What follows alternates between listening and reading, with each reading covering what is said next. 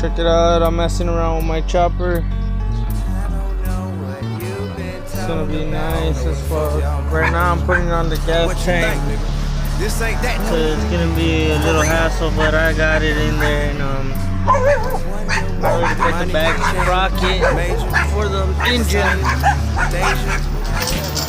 I cleaned it up, man. It was fucking rusty. I mean, all this had rust, bad rust.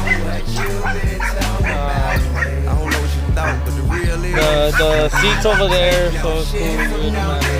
I have a seat. But yeah, I had to tear that back apart, the sprocket, and put it back together the way I felt it. Like it needed to be on there, just to make sure I was doing it right. Set the gas tank. And I guess I'll get back with y'all with the finished product. Don't forget to subscribe and like. Thanks.